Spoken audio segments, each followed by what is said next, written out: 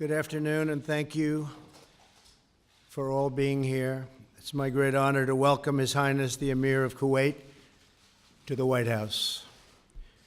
The United States and Kuwait share a strong and enduring partnership.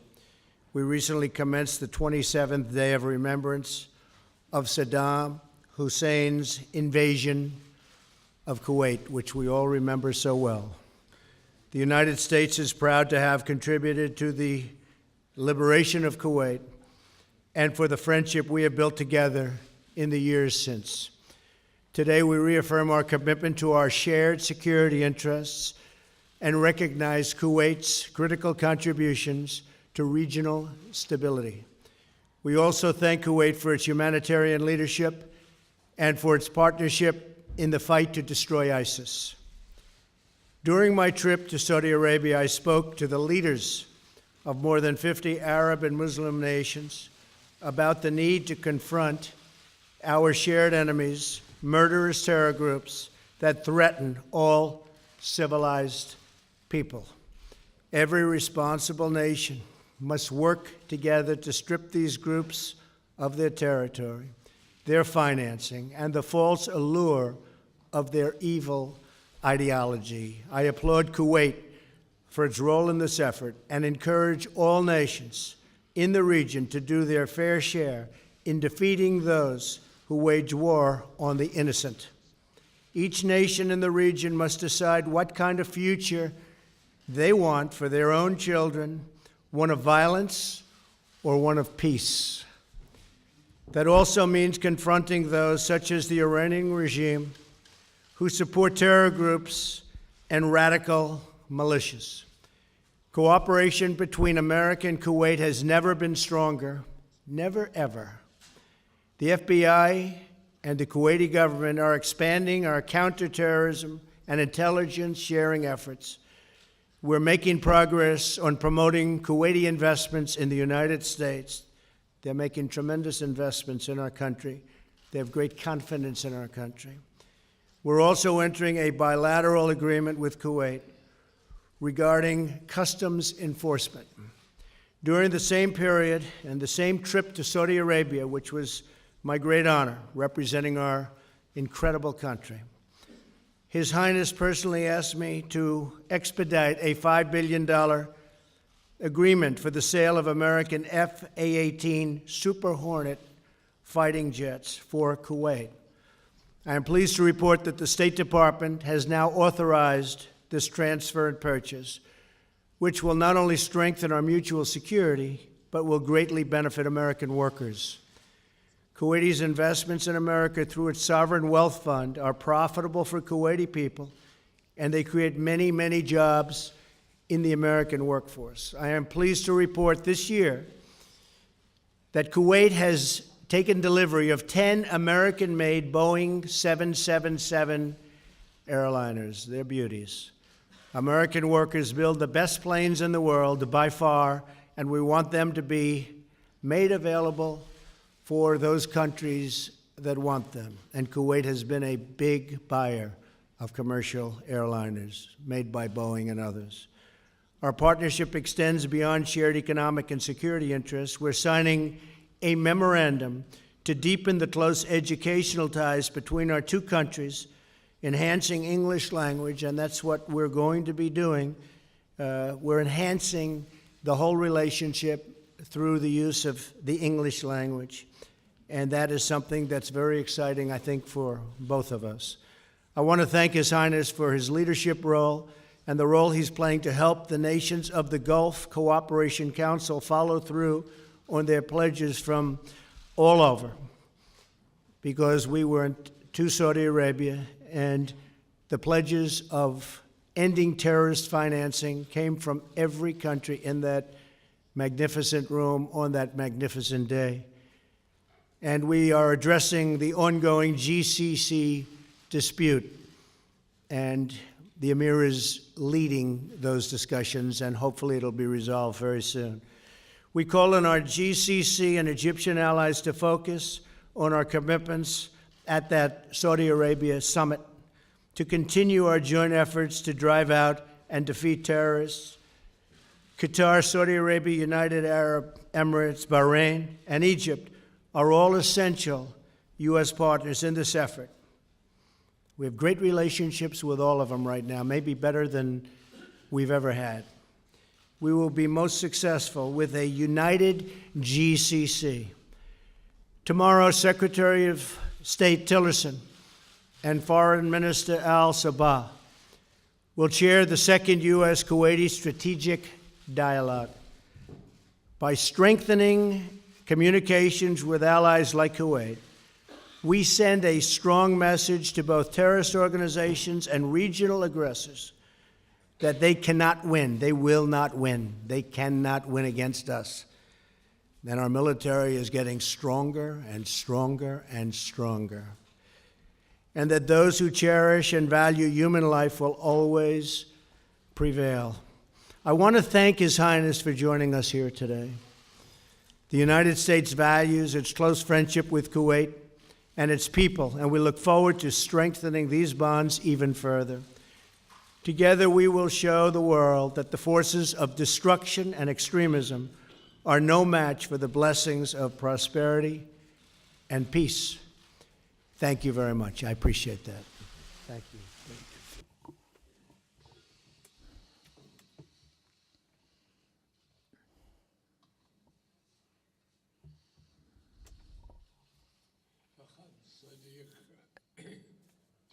My dear President, Mr.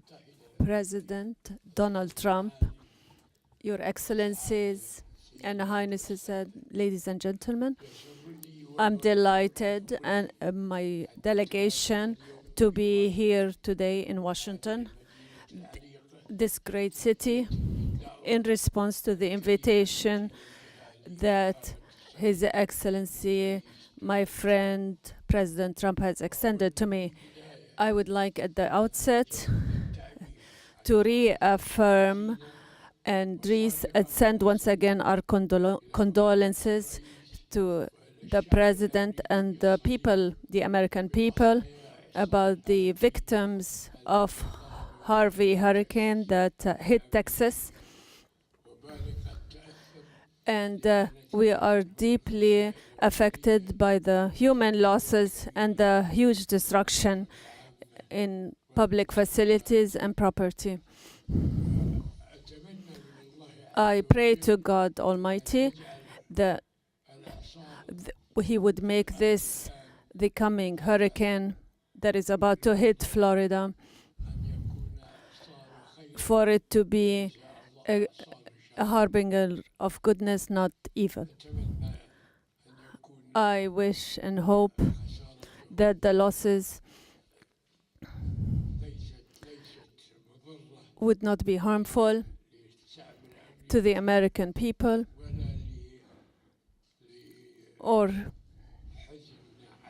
and would not cause further sadness and grief for those who will fall victim to this hurricane. Once again, we reaffirm that we stand by our friends in the U.S. In fighting and confronting this issue. We have held deep and comprehensive discussions that reflect the depth of our bilateral and historic relationship and advanced relationships in all levels at the political, economic, and military and security levels, in order to serve the mutual interests of our two countries and people. I here would like to commend the commitment that we have sensed here on the part of the U.S. about the security of the state of Kuwait. And within the framework of these relations, we remember with great gratitude the great role that the U.S. played when it assumed the leadership of the international coalition that liberated my country from the throes of the invading Iraqi forces and restored its freedom. And this memory will remain forever in the minds of the Kuwaiti people.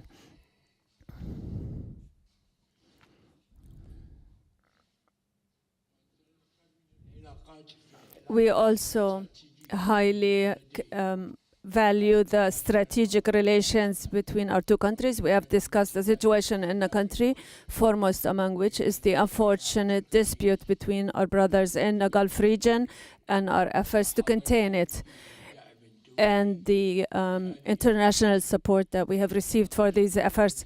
We have also discussed our common efforts in cooperation with the international community in fighting terrorism and ending the sources of funding for it. And in this regard, I would like to commend the prominent role that the United States plays in combating terrorism, especially the recent victories against terrorism. And we have also discussed the situation in Iraq and the catastrophic situation in Syria and Yemen and Syria and Libya, and we affirmed the need to end the fighting there through dialogue between the various disputing parties, and we have affirmed the necessity of the Security Council to shoulder its responsibility in maintaining international peace and stability,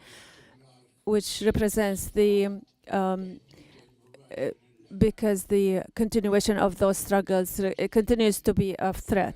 With respect to the Palestinian question, we have praised the recent U.S. efforts to move the peaceful process, and we affirmed the need to join efforts in order to reach a comprehensive and lasting solution to this problem on the basis of a two-state solution and in accordance with the international legitimate resolutions and the Arab Peace Initiative.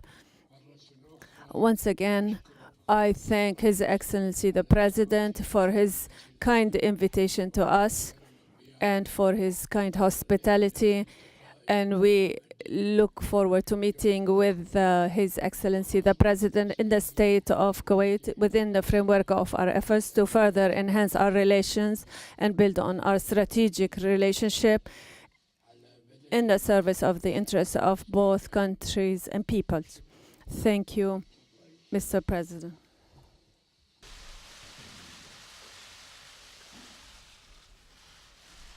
All right, we'll take a couple of questions. Go ahead. Yeah. Actually, we'll go somebody else this time, John. You've been doing enough, John. Go ahead, John. CBS. Major.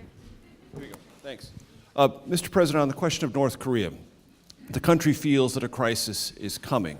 Some lawmakers, Lindsey Graham among them, have almost described the situation as inevitably leading to war. I don't want to ask you if you think it's inevitable. What I do want to ask you is, as President of the United States, would you tolerate a nuclearized North Korea that is contained and deterred, but still nuclear? Or would it have to abandon nuclear weapons, and would military action on the part of the United States be one of the options necessary to achieve that goal?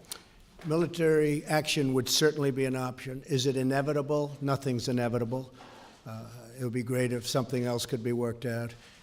We would have to look at all of the details, all of the facts, but we've had presidents for 25 years now. They've been talking, and the day after an agreement is reached, new work begins in North Korea, continuation on nuclear. So I would prefer not going the route of the military, but it's something certainly that could happen. Our military has never been stronger.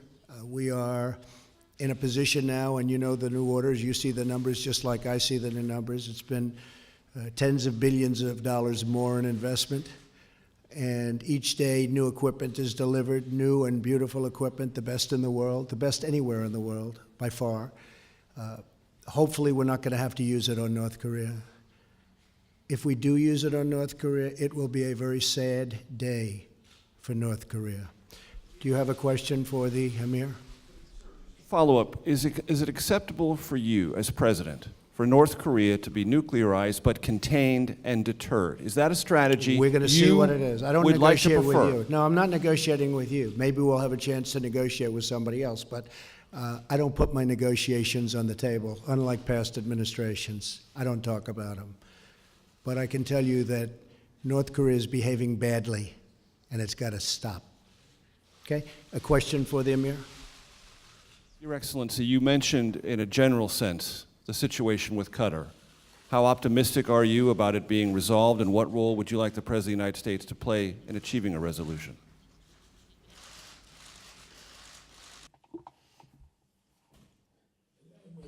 We still have hope that the dispute would be resolved between Qatar and its neighborly countries in the GCC, especially that are friends in the US,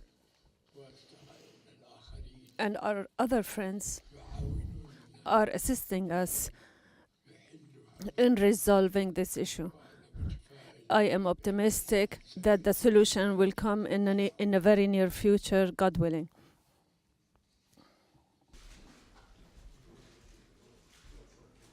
Question for the, yes, for the Amir first, yes. My question is for you, Mr. President, first.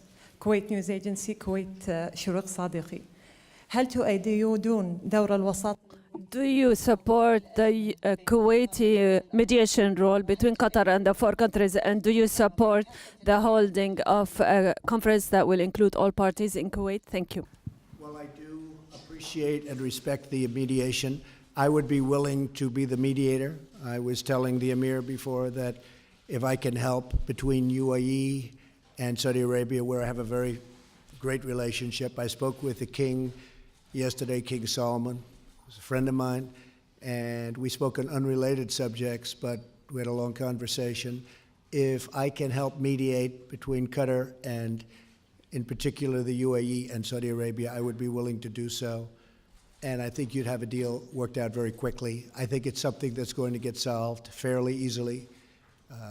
Kuwait has been really the leader of getting it solved, and we appreciate that very much. But I do believe that we'll solve it. If we don't solve it, I will be a mediator right here in the White House. We'll come together very quickly. I think we'll have something solved.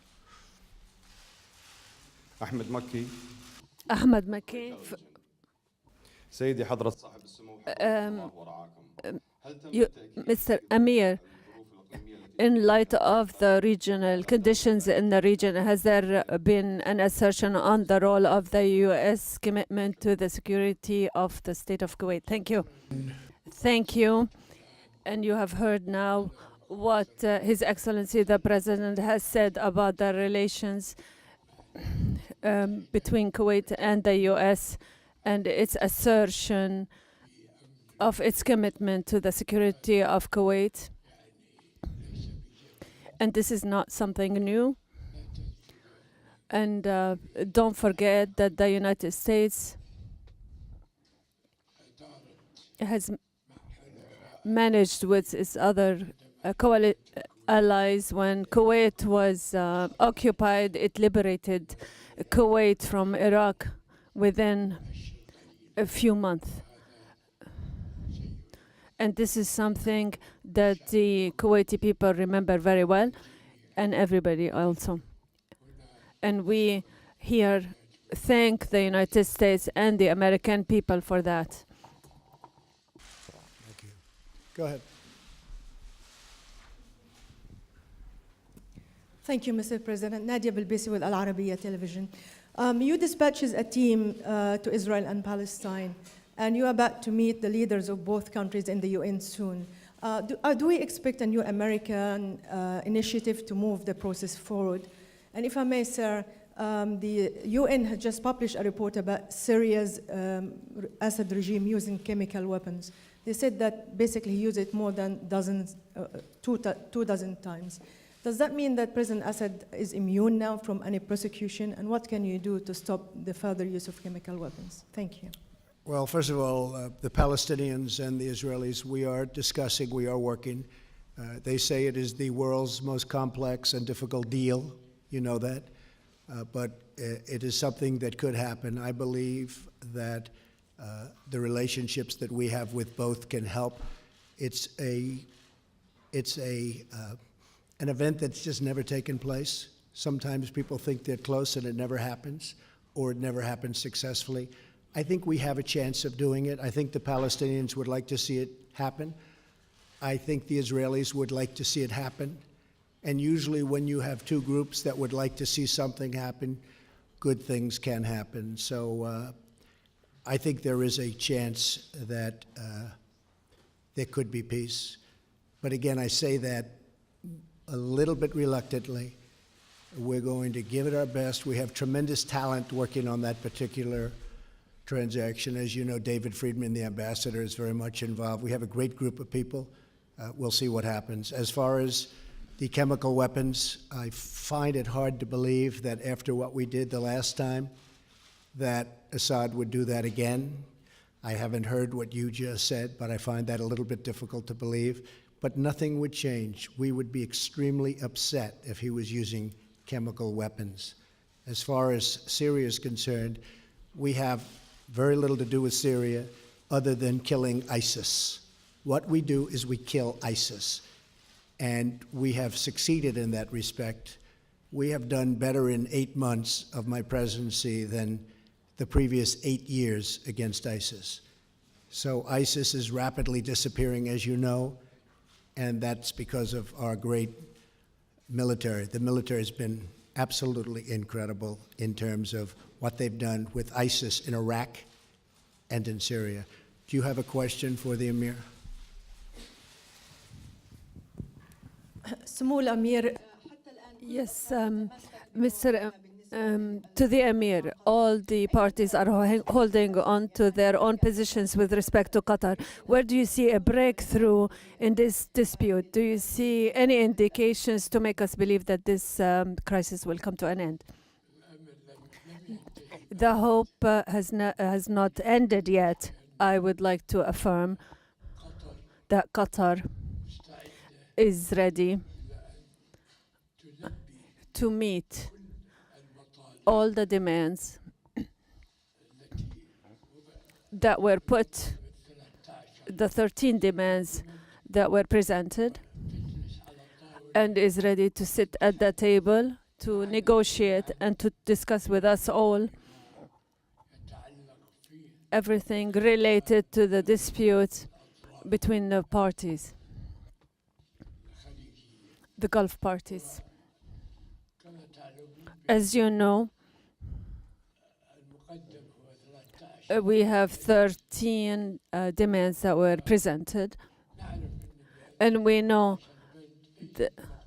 that not all of these 13 demands are acceptable. But if we were to sit down together and discuss these 13 demands, and we have indeed accepted them, and Qatar has accepted them, we would be able to resolve all 13 demands, all the issues and points that harm and relate to the dispute between the countries of the region, and anything that harms the interest of our other friends. Thank you. This all began because of the fact that there has been massive funding of terrorism by certain countries. And what I want is stop the funding of terrorism. And we're going to stop the funding of terrorism. And if they don't stop the funding of terrorism, I don't want them to come together. But I think they will, okay? You have a question? Your people have a question, yes.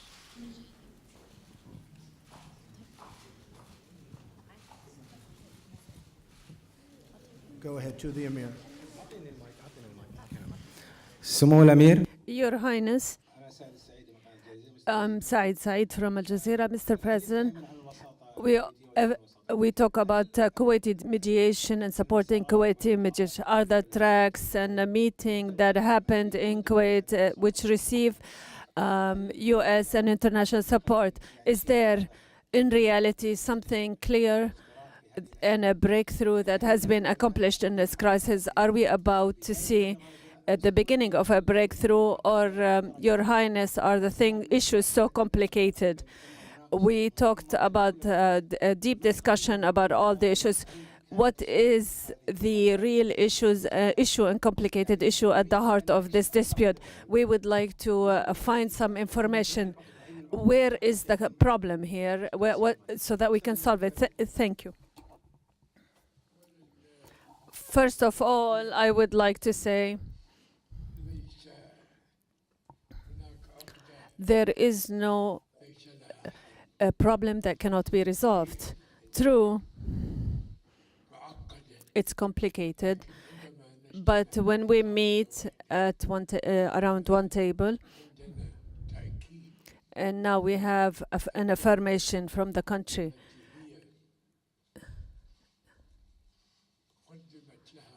to which some demands were presented by its brotherly nations in the Gulf region. When we hear that it's ready to discuss all these demands, we are not among those countries, but we are guarantors, and we can guarantee that we will pressure Qatar, because it's not in the interest of Qatar to remain outside the flock. Rather, it should join its brothers in the GCC. As you know, thank God, the wisdom of our brothers in the Gulf region, they should appreciate the situation we're in today, the situation in Syria, in Iraq, in Syria, and in Libya. Now is the time that we have to forget all these differences. It's true, we have we're descended into some not very healthy issues, and especially in the media. But in spite of all of that, we were one of the most people to be affected by this situation, by what our brothers in Qatar have done. But when that happened, and before this dispute came into existence, we met with our brothers in Qatar and put an end to this issue. And this is now a normal issue. We met in Riyadh in the presence of President Trump, and there was no one who to say that there was a dispute between us, but suddenly this dispute came into existence. Thank God now. What is important that we have stopped any military action. And these disputes, as I said, they are complicated, and we have seen the media campaign that is totally unacceptable to the people, because the media coming out of this country is against the people, not the rulers. And for that reasons, we have received from Qatar a letter in response to the letter I sent them, and they are willing to sit down at the table and discuss all these demands which the other parties have put down. And we're talking about 13 demands, and I'm certain that all these 13 demands, some of them, a great part of them will be resolved, and the other part, and perhaps we might not accept them, because anything that affects sovereignty, we would not accept. But we are very hopeful. We have great hope in our friends in the US that they will assist them to restore things to where they used to be. Well, that is a problem that we will get resolved, and I'm very, very honored and happy to know that you have problems with the media also. Thank you, everybody. Thank you very much.